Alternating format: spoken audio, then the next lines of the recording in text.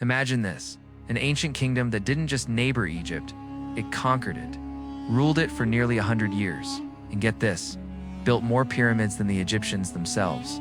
Yeah, more pyramids. While most of the ancient world was still stuck in the Bronze Age, these folks were mass-producing iron like industrial giants. But here's the thing, almost nobody knows their story. You probably never heard of the kingdom of Kush, and honestly, yeah, that's exactly why you need to hear about it now. Trust me, this isn't just another history lesson.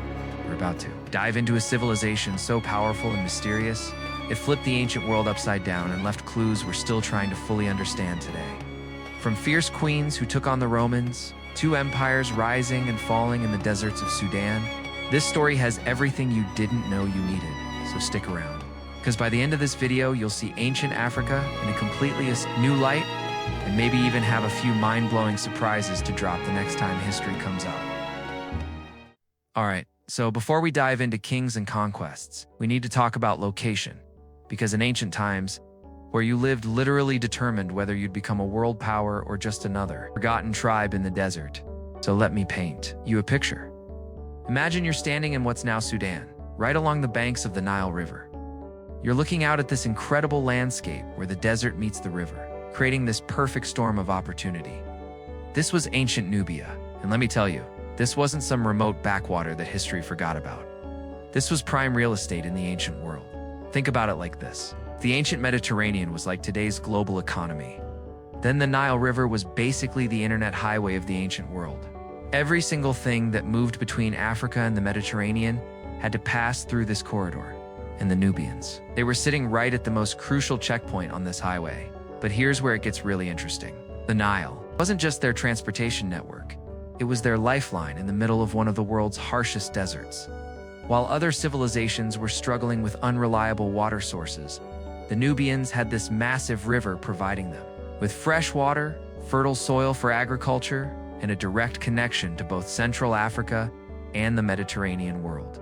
Now, let's talk about what made this place an absolute goldmine, literally.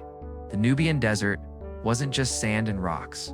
This region was absolutely loaded with natural resources that made ancient people go crazy with desire. We're talking about gold deposits so rich that archaeologists are still finding evidence of massive, ancient mining operations scattered throughout the region.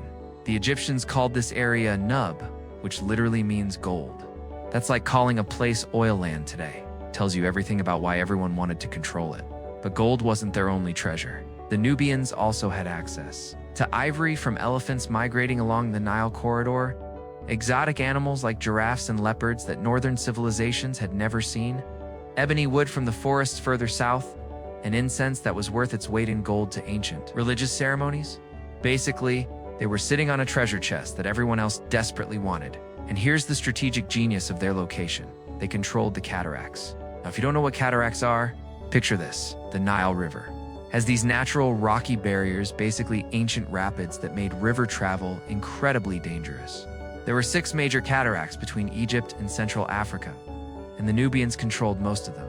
This meant that anyone wanting to trade between Egypt and the heart of Africa had to either go through Nubian territory or take incredibly dangerous desert routes that most people didn't survive. So the Nubians became the ultimate middlemen. They weren't just sitting there mining gold. They were running the most profitable trade network in the ancient world. Goods from Central Africa would come north through their territory, get taxed, and traded, and then continue to Egypt and the Mediterranean. Meanwhile, manufactured goods and luxury items from the north would flow south through Nubia, again getting taxed and traded. It was like controlling the Suez Canal and the Panama Canal at the same time. But perhaps the most brilliant part of their geographical advantage was defensive. See, anyone wanting to invade Nubia from the north had to navigate those treacherous cataracts, travel through hostile desert terrain, and do it all while the Nubians controlled the only reliable water sources along the route. It was like having a natural fortress that stretched for hundreds of miles. This geography didn't just make them rich, it made them powerful, independent, and eventually confident enough to look north toward Egypt and think, you know what? Could probably run that place better than they're doing right now. And as we're about to see, that confidence wasn't misplaced. Because when you control the wealth, the trade routes, and the natural defenses, conquering your neighbors starts to look less like a crazy dream and more like a logical next step. But here's where the story gets even more fascinating. The kingdom of Kush didn't just appear out of nowhere like some ancient startup. These people had been building toward greatness for over 1,000 years before they ever thought about conquering Egypt. Let me take you back to around 2500 BCE. That's older than Stonehenge, older than the Great Pyramid of Giza. While most of the world was still figuring out basic agriculture, the Nubians had already created something incredible, called the Kerma culture. And when I say incredible, I mean these people were building massive fortified cities that made Egypt nervous. Picture this. Archaeologists have uncovered fortress walls at Kerma that are over 30 feet high and incredibly thick. We're talking about defensive structures that could withstand serious military assaults. But here's the crazy part.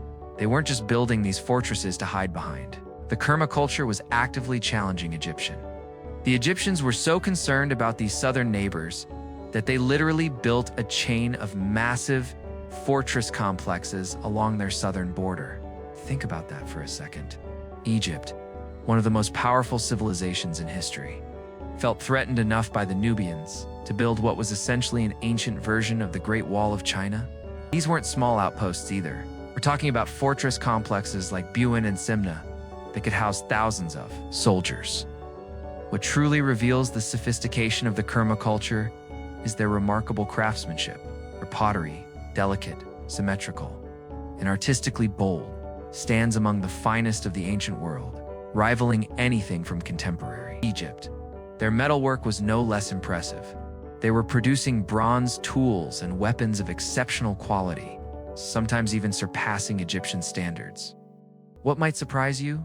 The Kerma elites weren't passive recipients of Egyptian influence. They imported Egyptian goods and even craftsmen, but not as subordinates. In many cases, they acted from a position of power. Records from this era actually refer to paying tribute to Nubian rulers. Far from imitating their northern neighbors, the Kerma culture carved out its own identity. Their religious practices were distinct, their funerary traditions uniquely Nubian, and their art, though it bore traces of Egyptian style, had a flavor all its own. Once you learn to recognize it, there's no mistaking it. This context is crucial because by the time the kingdom of Kush rose around 1070 BCE, the people of Nubia weren't newcomers to power. They had over 1,500 years of experience navigating diplomacy, warfare, and trade with Egypt, not as subordinates, but as rivals. They understood Egyptian politics, they'd seen their strengths, and more importantly, they'd memorized their weaknesses. That long history gave them something invaluable: confidence. Eventually, Kerma did fall under the weight of Egyptian expansion during the New Kingdom, but it didn't vanish. Its legacy, the knowledge, traditions, military strategies, and cultural pride didn't disappear. It simply adapted. It was preserved through generations, quietly, like embers beneath ash. And those embers would ignite once more, forming the foundation of something even more powerful: the Kingdom of Kush. So now we get to the good stuff: how a regional power transforms itself into an empire that would literally conquer the conquerors. Around 1070 BCE, something remarkable happened in Nubia.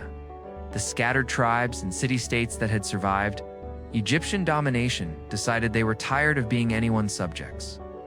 Enter a ruler named Alara, and this guy was basically the George Washington of ancient Nubia.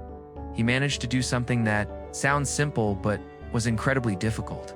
He united the Nubian people under one banner for the first time in centuries. But unification was just the beginning. Alara wasn't just creating a kingdom for the sake of having a kingdom. He was building something with a very specific purpose in mind: challenging Egyptian supremacy. He was smart about it. Instead of immediately picking a fight with Egypt, he spent his reign building internal strength, creating a unified military command, and establishing the political structures that would support major military campaigns. Now here's where it gets really interesting. Alara's successor was a guy named Kashta, and Kashta looked north at Egypt and saw something that made him think opportunity. Egypt was falling apart. The unified Egyptian state that had dominated the ancient world for over 1,000 years was collapsing into civil war, competing dynasties, and regional warlords all fighting each other for control. Think about this from Kashta's perspective. You're sitting on massive wealth from gold mines and trade routes. You've got a unified, disciplined military. You've got generations of experience dealing with Egyptian politics and warfare. And your main rival is tearing itself apart in civil wars. What would you do? Kashta made a move that was both brilliant and audacious. Instead of waiting for Egypt to sort itself out, he began expanding northward, but he did it smart. He didn't present himself as a foreign invader coming to conquer. He presented himself as a legitimate pharaoh coming to restore order to Egypt. This is crucial because it meant that many Egyptians saw him not as an enemy, but as a potential solution to their problems. The military innovations that made this possible are fascinating. The Kushites had developed cavalry warfare to a level that most of their contemporaries hadn't reached. They were using horse-drawn chariots, but more importantly, they had become masters of archery. Nubian archers were so feared in the ancient world that other civilizations would hire them as mercenaries. The Egyptians themselves had been using Nubian archers in their armies for centuries, but perhaps their biggest advantage was strategic patience. While Egyptian factions were burning through their resources fighting each other, the Kushites were carefully building up their strength and waiting for the perfect moment to strike. They were playing the long game in a way that their rivals simply weren't, and when that perfect moment came, they were ready. Under Kashta's leadership, Kushite forces began moving into Upper Egypt, not as conquerors, but as liberators. They allied themselves with Egyptian priests and nobles who were fed up with the chaos, and they presented a compelling alternative: stable, unified rule under a pharaoh who actually understood how to govern effectively. By the time Kashta died, he had established Kushite control over Upper Egypt and set the stage for something even more spectacular.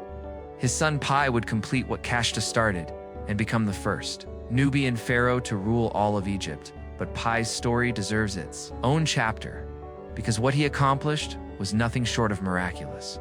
Picture this: by 750 BCE, Egypt, the Egypt of the pyramids and of the pharaohs, was completely falling apart. We're talking about a once mighty empire that had basically turned into a bunch of small kingdoms, each ruled by petty lords who spent more time fighting each other than actually governing. The biggest troublemaker was this guy named Tefnakht from the Delta region, and he was building up this massive coalition to take over all of Egypt. But here's the thing: while all these Egyptian rulers were busy squabbling like kids in a sandbox, someone was watching from the south. Someone who was about to change everything. Enter Piye. And this guy was basically the Alexander the Great of Africa. But here's what made Piye different from your typical ancient ruler. He didn't see himself as some foreign invader looking to grab land. No. Piye genuinely believed he was Egypt's savior. See, while Egyptian rulers had gotten lazy and abandoned the old traditions, Piye and his Kushite kingdom down in Nubia had stayed faithful to the ancient Egyptian ways.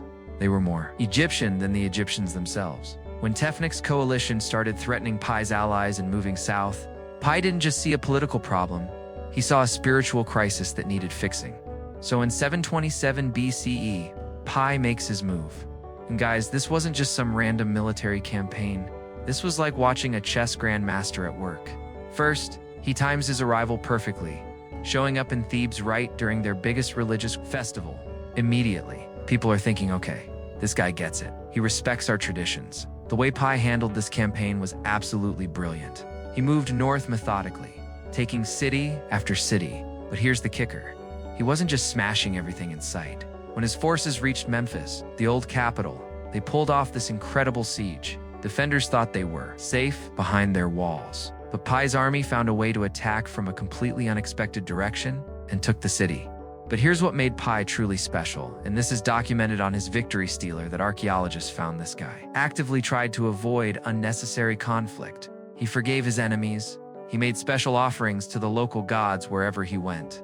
This wasn't your typical ancient conquest where everything gets burned down. This was more like a really intense intervention.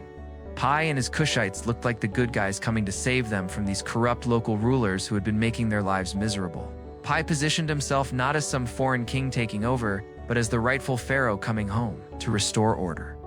When defeated Egyptian rulers came to surrender to Piye, they didn't treat him like a foreign conqueror. They used all the traditional pharaonic language, "Hail to you, mighty king," because they recognized him as legitimate. Under Kushite rule, Egyptian culture didn't disappear. It had a complete renaissance. These Nubian pharaohs built more pyramids than Egypt had seen in centuries. They restored temples. They revived old traditions. They basically became the ultimate Egyptian pharaohs.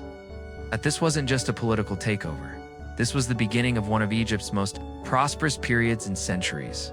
We're talking about an empire that stretched from modern-day Sudan all the way to the Mediterranean Sea, united under Kushite rule for about 75 years.